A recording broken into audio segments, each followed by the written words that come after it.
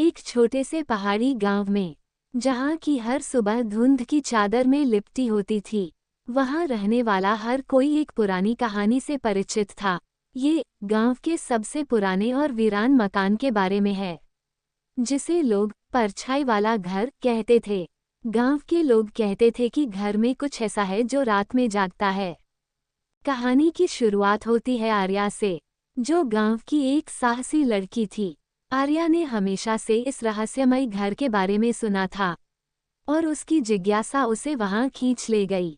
एक दिन आर्या ने अपने दोस्तों अनिकेत और मीरा के साथ मिलकर इस घर के रहस्य को सुलझाने का निर्णय लिया। शाम का समय था जब तीनों दोस्त उस घर के पास पहुंचे। घर की दीवारें काई से ढकी हुई थीं, खिड़कियां टूटी हुई थीं और दरवाजे पर जंग लगी चेन लटकी हुई थी।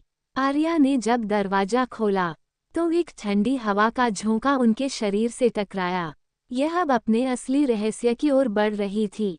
घर के अंदर घुसते ही उन्हें एक अजीब सी गंध महसूस हुई। घर के कोनों में मकड़ी के जाले थे और फर्श पर धूल की मोटी परत जमी हुई थी। अनिकेत ने मजाक में कहा, लगता है यहाँ बहुत दिनों से सफाई नहीं हुई। लेकिन मीरा ने उसकी बात पर ध्यान नहीं दिया। उसका ध्यान घर की दीवारों पर लगे चित्रों पर था, जो किसी प्राचीन काल के लग रहे थे। आर्या ने उन चित्रों की ओर इशारा करते हुए कहा, ये चित्र कुछ कहना चाहते हैं। तीनों ने उन चित्रों को ध्यान से देखना शुरू किया। चित्रों में एक कहानी छुपी हुई थी, जो एक अमीर परिवार के बारे में थी, जो इस घर में कभी रहता था। लेकिन एक दिन उस परिवार के सभी सदस्य अचानक गायब हो गए थे और इसके बाद ही घर को परछाई वाला घर कहा जाने लगा। जैसे जैसे यह आगे बढ़ी, तीनों को एक सीढ़ी दिखाई दी जो तहखाने की ओर जाती थी।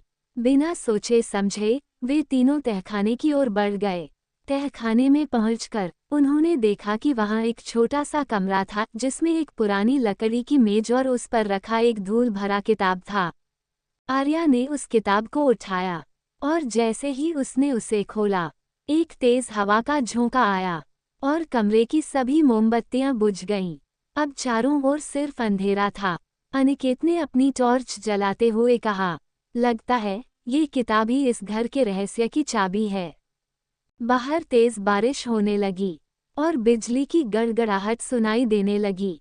इसका ये हिस्सा रोमांचक था, क्योंकि तीनों को एहसास हुआ कि वे किसी अनजाने रहस्य के करीब हैं। आर्या ने किताब के पन्ने पलटे और पाया कि उसमें कुछ पुराने मंत्र लिखे हुए थे। मीरा ने सुझाव दिया, हमें इन मंत्रों को पढ़कर देखना चाहिए, शायद हम कुछ समझ पाएं। आर्या ने सहमति व्यक्त की और मंत्र पढ़ने लगी।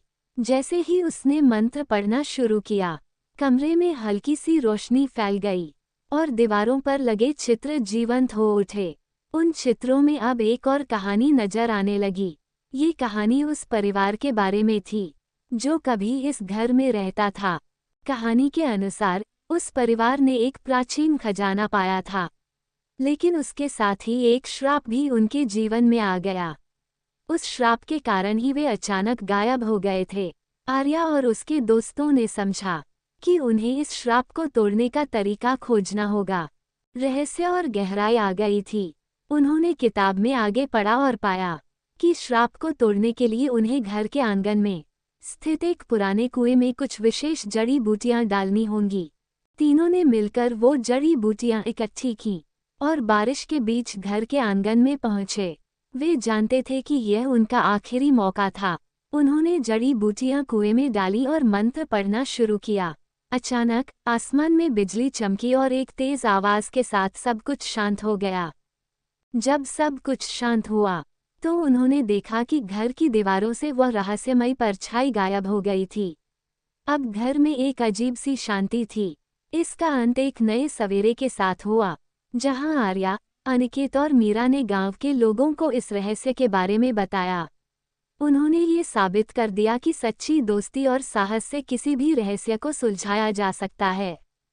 आर्या, अनिकेत और मीरा की साहसिक यात्रा के बाद परछाई वाला घर अब एक सामान्य मकान की तरह हो गया था। गांव के लोग अब उस घर के पास बिना किसी डर के जाते थे। लेकिन इसका रहस्य पूरी तरह सुलझा नहीं था। एक दिन आर्या को गांव की पुरानी लाइब्रेरी में एक और प्राचीन किताब मिली। किताब की हालत बहुत खराब थी, लेकिन उसमें कुछ ऐसी जानकारियां थीं जो उनके पिछले अनुभवों से जुड़ी थीं।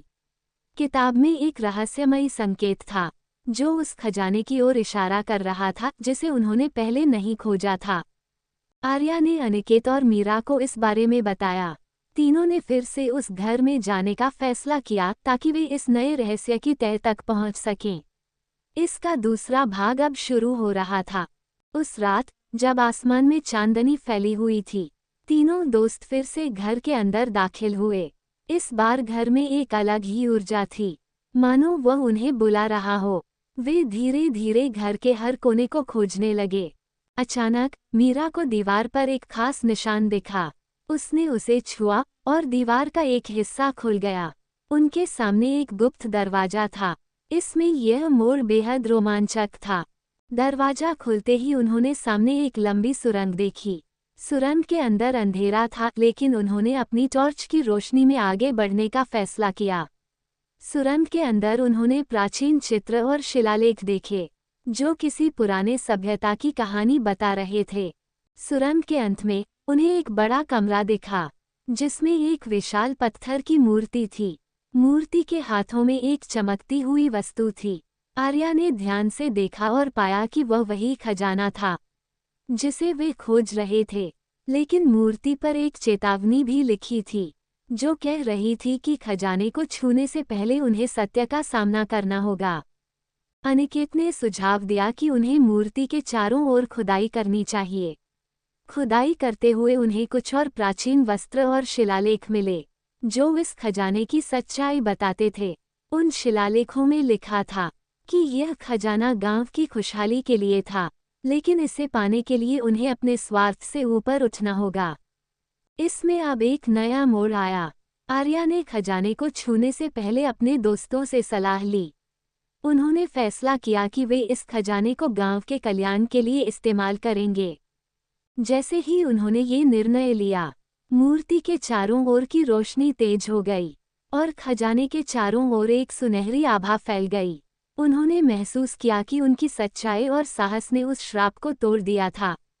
गांव लौटने के बाद उन्होंने खजाने को गांव के विकास के लिए इस्तेमाल किया। उन्होंने स्कूल, अस्पताल और अन्य सुविधाएं बनवाईं, जिससे गांव के लोग बहुत खुश हुए। इसका दूसरा भाग दिखाता है कि कैसे सच्चाई, साहस और निस्वार्थता से किसी भी रहस्य को सुलझाया जा सकता है। आर्या, अनिकेत और मीरा ने साबित कर दिया कि सच्ची दोस्ती और ईमानदारी से बड़ी कोई ताकत नहीं होती। गांव में बदलाव की बयार चल रही थी। आर्या, अनिकेत और मीरा की मेहनत से गांव के लोग अब बेहतर जीवन जी रहे थे। स्कूल में बच्चों की संख्या बढ़ गई थी और स्वास्थ्य सुविधाएं भी बेहतर हो गई थीं। लेकिन इसका रहस्य पूरी तरह से समाप्त नहीं हुआ था। एक दिन जब आर्या अपने घर में आराम कर रही थी, उसे एक अजीब सपना आया। उसने देखा कि वह फिर से उसी प्राचीन सुरंग में है और एक रहस्यमयी आवाज उसे बुला रही है। आवाज कह रही थी, सत्य का अंतिम चेहरा अभी अनकहा है। आर्या की नींद खुल गई और वह उलझन में थी। उसने समझा कि इस रहस्य का एक और पहलू है जिसे जानना जरूरी है। अगले दिन आर्या ने अनिकेत और मीरा को अपने सपने के बारे में बताया। उन्होंने मिलकर निर्णय लिया कि वे एक बार फिर उस पुराने घर में जाएंगे। इस बार वे ज्यादा सतर्क और तैयार थे। घर में दाखिल होने के बाद उन्होंने सुरंग का फिर से निरीक्षण किया।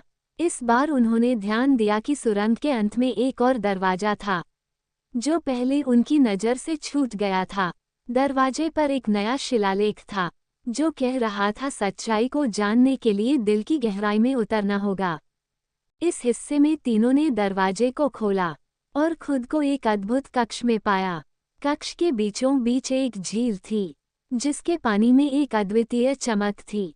झील के किनारे एक पत्थर की स्लेट रखी थी जिस पर लिखा था कि जो भी इस झील के पानी में अपनी परछाई देखेगा उसे अपने हृदय की सच्चाई का सामना करना होगा। आर्या ने सबसे पहले झील के पास जाकर अपनी परछाई देखी।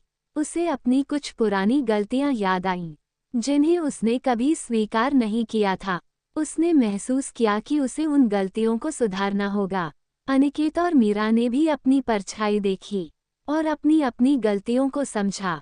यह इस मोड़ पर एक गहरी सीख देती है कि सच्चाई का सामना करना और अपनी गलतियों को स्वीकारना ही असली बहादुरी है।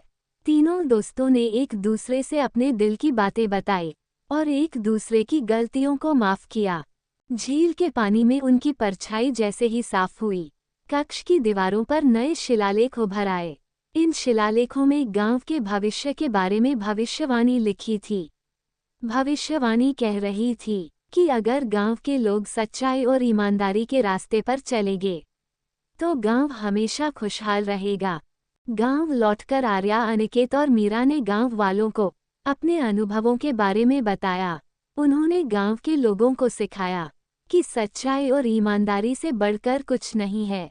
इसका ये भाग गांव के लिए एक नई दिशा और प्रेरणा लेकर आया।